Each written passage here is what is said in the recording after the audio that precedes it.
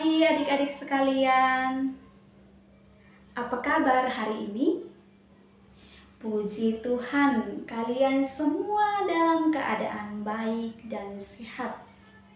Adik-adik, ibu mau tanya, apakah kalian sudah siap untuk menerima materi pada hari ini?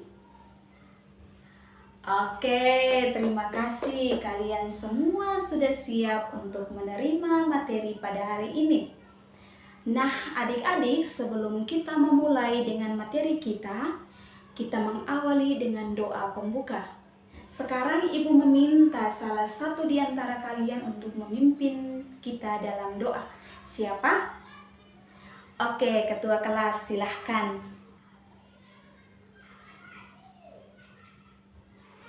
Terima kasih untuk ketua kelas yang sudah memimpin kita dalam doa pembuka. Sekarang ibu mau mengecek kehadiran kalian semua. Apakah kalian semua hadir pada hari ini? Luar biasa ya, kalian hadir semua pada hari ini.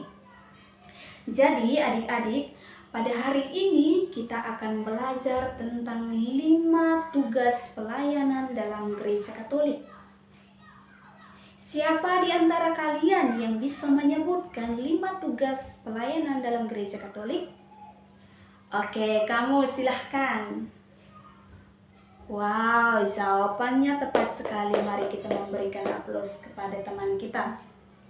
Jadi, 5 tugas pelayanan dalam gereja Katolik. Yang pertama adalah liturgi atau menguduskan. Yang kedua adalah kerigma atau pewartaan. Yang ketiga diakonia atau pelayanan. Yang keempat martiria atau kesaksian. Dan yang kelima adalah koinonia atau persekutuan. Nah adik-adik, itu adalah 5 tugas pelayanan dalam gereja Katolik. Sekarang mari kita lihat satu persatu. Apa itu liturgi? Liturgi merupakan perayaan iman.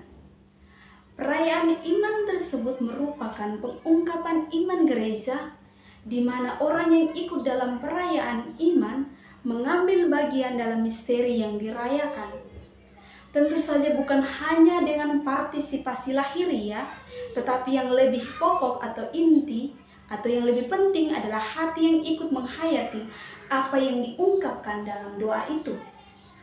Jangan sampai dalam perayaan Ekaristi, baik itu di gereja maupun di lingkungan-lingkungan yang ada hanya badan saja, tetapi hati dan pikiran melayang kemana-mana.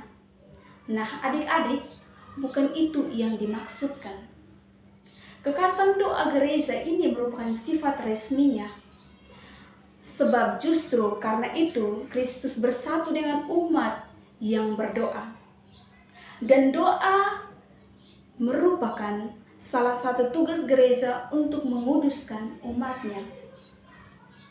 Peranan dan fungsi doa bagi orang Kristiani antara lain adalah berkomunikasi dengan Allah, menyatukan dirinya dengan Allah atau bersatu dengan Allah, mengungkapkan cinta, kepercayaan, dan harapan hati kita kepada Allah. Jadi itu adalah pengertian dari liturgi itu sendiri atau menguduskan. Yang kedua adalah kerigma atau pewartaan. Setiap orang Katolik yang telah dibaptis mempunyai tugas untuk melaksanakan pewartaan Injil atau kerigma itu sendiri. Tugas-tugas itu dapat dilaksanakan dengan cara mendengarkan, menghayati, melaksanakan, dan mewartakan sabda Allah. Adik-adik sekalian, dalam Injil Matius bab 28 ayat 19-20, Yesus sendiri memerintahkan para rasulnya, "Pergilah, jadikanlah semua bangsa muridku, dan baptislah mereka dalam nama Bapa dan Anak dan Roh Kudus. Dan ajarlah mereka melakukan segala sesuatu yang kuperintahkan kepadamu." Jadi firman ini tidak hanya berlaku bagi para murid atau para rasul Yesus saja pada waktu itu, tetapi bagi kita semua sebagai pengikut Kristus Yesus pada zaman modern ini, bahwa kita wajib mewartakan Injil tentu saja dengan cara kita yang berbeda-beda. Adik-adik sekalian, pewartaan atau kerigma adalah ikut serta membawa kabar gembira bahwa Allah telah menyelamatkan dan menebus manusia dari dosa melalui Yesus Kristus putranya sendiri. Yang ketiga adalah diakonia atau pelayanan. Gereja atau umat Allah dipanggil untuk melayani sesama atau seluruh umat manusia. Melayani merupakan kata penting yang diajarkan oleh Yesus sendiri, di mana pada malam perjamuan terakhir Yesus membasuh kaki para muridnya. Hal ini mau menunjukkan bahwa para pengikut Yesus harus rendah hati dan rela menjadi pelayan bagi sesama. Jika seorang menjadi terkemuka, ia harus rela menjadi pelayan. Yesus sendiri menegaskan dalam Injil Markus bab 10 ayat 45. Anak manusia datang bukan untuk dilayani, tetapi untuk melayani.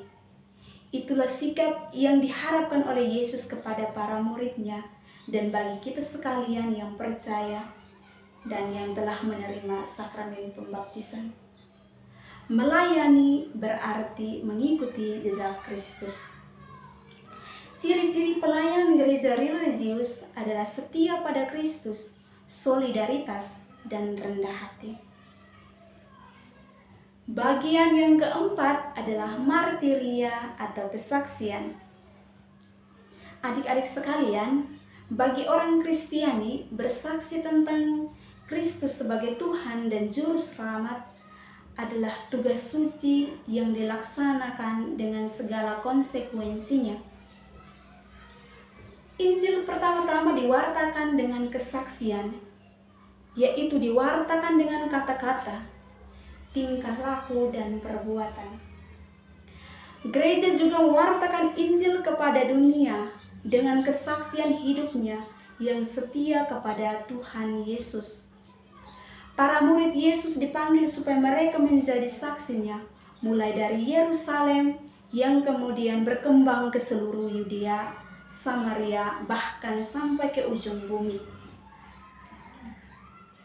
Menjadi saksi Yesus Kristus pun ada konsekuensinya, mulai dari penolakan hingga tindakan kekerasan, di mana kita bisa melihat Santo Stefanus adalah orang pertama yang mengalami penyesahan dan kematian dan kemudian mengakhiri hidupnya oleh kaum Yahudi. Martiria atau kesaksian berarti ikut serta menjadi saksi Kristus di tengah dunia. Hal ini hanya bisa terwujud apabila orang mempunyai penghayatan iman yang baik di tengah masyarakat, terutama melalui bidang karyanya sebagai ragi, garam, dan terang di tengah masyarakat. Dalam sejarah gereja, banyak orang yang bersedia mempertahankan atau menumpahkan darahnya atau mati demi mempertahankan iman akan Kristus dan ajarannya. Ada banyak orang yang bersedia mati menjadi martir daripada harus berkhianat dengan iman akan Kristus. Itu adalah pengertian dari martiria atau kesaksian. Yang kelima adalah koinonia atau persekutuan. Gereja perdana telah menunjukkan satu sikap komuniter yang sangat mencolok. Menurut Kisah Para Rasul, komunitas perdana di Yerusalem menjadi teladan atau contoh bagi para rasul atau bagi kita sekalian. Persekutuan berarti berpartisipasi dalam satu kesatuan sebagai anak dari satu Bapa dan perantaran Yesus Kristus dalam Roh Kudus. Dalam hal ini, komunitas umat basis atau KOB, model jemaat perdana yang menjadi model persekutuan bagi kaum beriman Kristiani. Cara hidup gereja perdana menjadi model dan cita-cita yang terus-menerus diupayakan dan diperjuangkan atau diwujudkan oleh gereja sepanjang masa.